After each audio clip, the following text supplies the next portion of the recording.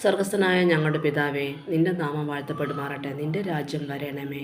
നിന്റെ ഇഷ്ടം സ്വർഗത്തിൽ പോലെ ഭൂമിയിലുമാകണമേ. ഞങ്ങൾക്കുള്ള ആഹാരം അന്നു തരണമേ.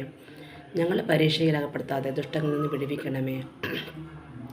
ഞങ്ങളെ കടക്കാരോട് ഞങ്ങളെ കടങ്ങളെ ക്ഷമിച്ച പോലെ ഞങ്ങളെ കടങ്ങളെ ക്ഷമിക്കണമേ. സ്തോത്ര. ഹല്ലേലൂയ. ഞങ്ങളുടെ പിഴകൾ, മനുഷ്യരോട് ചെയ്യുന്ന പിഴകൾ, സ്വർഗസ്ഥനായ പിതാവ് ഞങ്ങളെ പിഴകളെ ക്ഷമിക്കുമ്പോൾ മനുഷ്യരോട് ഞങ്ങൾ ചെയ്യുന്ന പിഴകളും ദൈവമേ ഞങ്ങളുടെ പിഴകളെ ക്ഷമിക്കണമേ. സ്തോത്രം. ഹല്ലേലൂയ. യേശുവിൻ്റെ നാമത്തിൽ ഏവർക്ക് സ്നേഹവന്ദനം. നമുക്കൊരു വചനം വായിക്കാം. സദൃശവാക്യം 3:31 സാഹസക്കാരോട് നീ അസൂയപ്പെടരുത്, അവൻ്റെ വഴികളൊന്നും തിരഞ്ഞെടുക്കുകയും വരരുത്.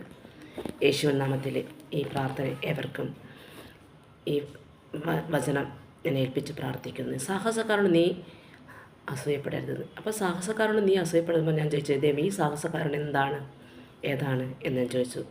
അപ്പോൾ ദൈവം തന്നൊരു വചനം ഇടപെട്ടത് എന്താണെന്ന് വെച്ചാൽ, നമ്മുടെ വക്രതയിൽ, നമ്മൾ അനീതിയിൽ, നമ്മുടെ വാക്കുകളെ അല്ലെങ്കിൽ നമ്മുടെ നോക്കുകളെ അല്ലെ തെറ്റി വഴി നടക്കുന്ന എന്തെങ്കിലും നമ്മുടെ ജീവിതത്തിൽ വന്നിട്ടുണ്ടെങ്കിൽ അവരോട് അസൂയപ്പെടരുത്. അവരോട് ആ വഴികളൊന്നും തിരഞ്ഞെടുക്കുകയും വരുതെന്ന്. ആ വഴികളൊന്നും നമ്മൾ സഞ്ചരിക്കുമ്പോൾ ദൈവത്തിൻ്റെ അനുഗ്രഹം നമുക്ക് കിട്ടുകയില്ല. നമ്മൾ ഈ ഭൂമിയിൽ നിന്ന് കാണുന്ന സൗഭാഗ്യമല്ലാതെ നമ്മുടെ ആത്മാവിന് എന്തില്ല, സമാധാനത്തോടെ നമുക്ക് ജീവിക്കാൻ പറ്റില്ല.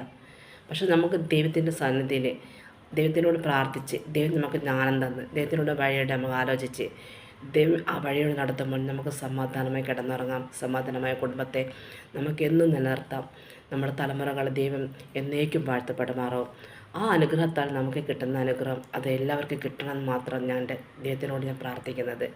നമ്മളെന്ത് അനീതിയമായ വാക്കുകൾ ഉപയോഗിച്ചാലും നമ്മൾക്ക് കുടുംബത്തിന് അനുഗ്രഹമായ വാക്കുകളെ നമ്മൾ ഉപയോഗിച്ചാലും അത് നമ്മുടെ വീട്ടിന് അനുഗ്രഹമല്ല, നമ്മുടെ കുടുംബങ്ങൾക്ക് അനുഗ്രഹമല്ല, നമ്മുടെ തലമുറകൾക്ക് അനുഗ്രഹമല്ല. അപ്പോൾ ദൈവം പറഞ്ഞ സാഹസക്കാരോട് നീ അസൂയപ്പെടരുത്, അവൻ്റെ വഴികളൊന്നും തിരഞ്ഞെടുക്കുകയും വരുത്. നമ്മൾ എന്ത് അനീതിയിൽ പ്രവർത്തിച്ച് നേടിയാലും അതെന്തല്ല നമുക്ക് തലമുറകൾക്ക് അത് കൊയ്യാൻ നമുക്ക് കിട്ടൂല.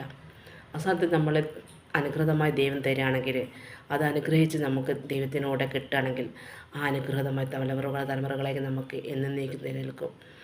അത് ദൈവത്തിനോട് നമുക്ക് ദൈവം തരുന്ന സ്നേഹത്താലും ദൈവത്തിൻ്റെ പ്രവൃത്തിയിലും നമ്മൾ അനുഗ്രഹിച്ച് ദൈവം തരുന്ന അതാർക്കും തട്ടി മാറ്റാനാവില്ല. അപ്പോൾ നല്ലത് ദാനങ്ങളെ കൊടുക്കുവാൻ നമ്മളേതോ അച്ഛനും അമ്മയും മക്കൾക്ക് നല്ല ദാനങ്ങളെ കൊടുക്കാനാണ് പഠിപ്പിക്കുക. ഇപ്പം മക്കൾക്ക് ഇഷ്ടമുള്ളത് നല്ലത് കൊടുക്കാനാണ് നമ്മൾ അപ്പനും അമ്മയും പഠിപ്പിക്കുക. അതുകൊണ്ട് നമ്മളപ്പനും നമ്മളെ പഠിപ്പിക്കുന്നത് നല്ല ദാനങ്ങൾ കൊടുത്തവർക്ക് നീ അനുഗ്രഹിക്കണം, അത് എന്നേക്കുള്ളതാണെന്ന്.